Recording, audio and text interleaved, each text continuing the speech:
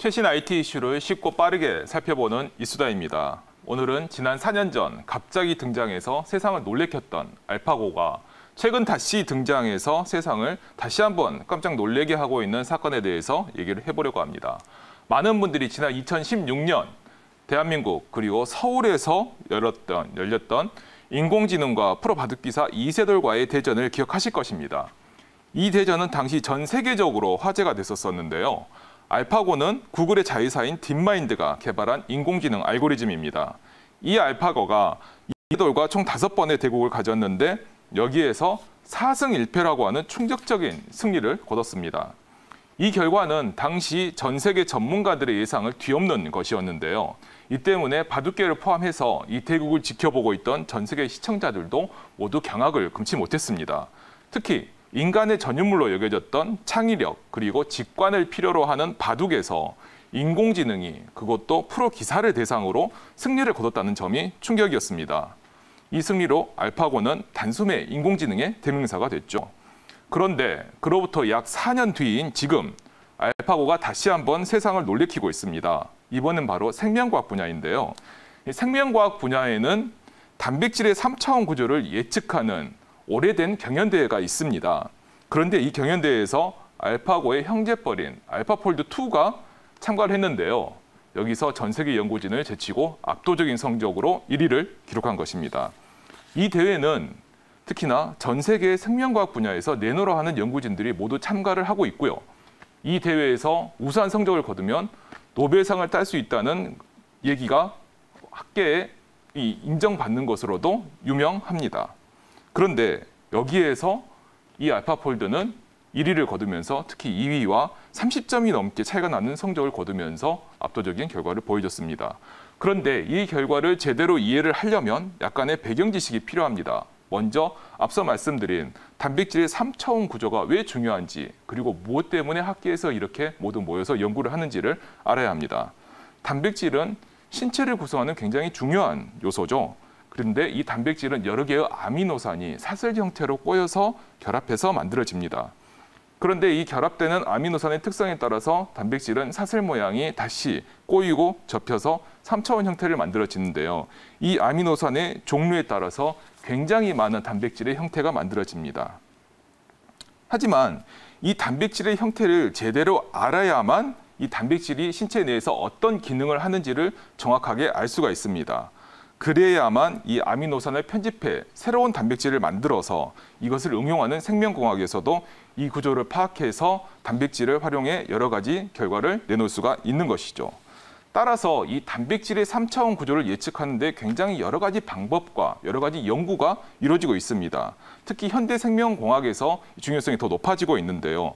그런데 여기에 머신러닝, 즉 인공지능이 효과가 있다는 것이 바로 지난 대회인 2018년에 입증이 됩니다.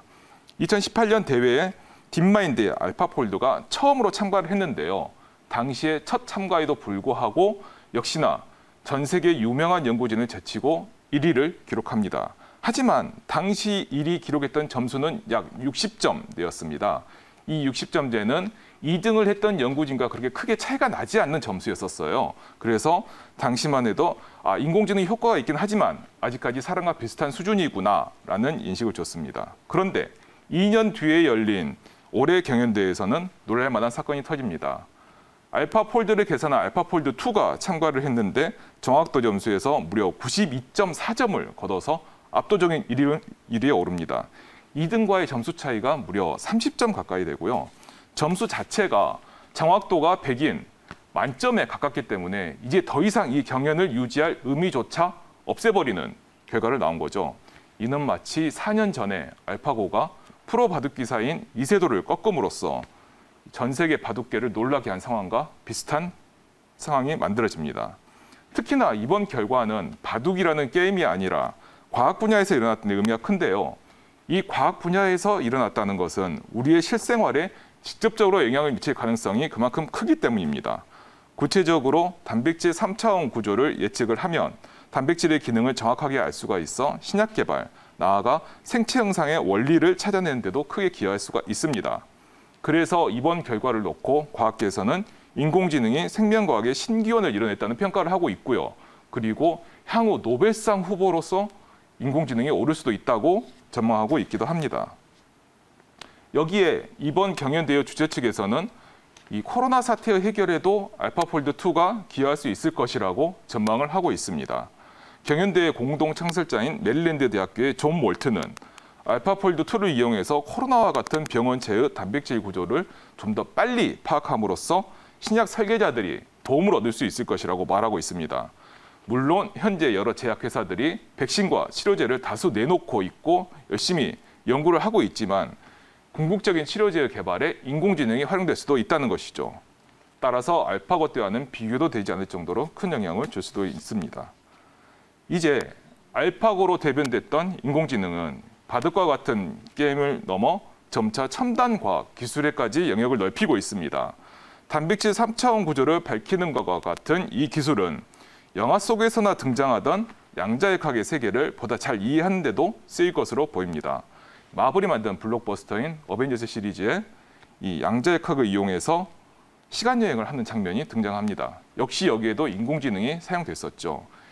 SF 영화의 한 장면이었지만 이 장면이 이제 현실로 다가올 가능성이 점점 높아지고 있다는 것입니다. 우리가 인공지능의 발전에 관심을 두어야 할 이유이겠습니다. 지금까지 이수다였습니다.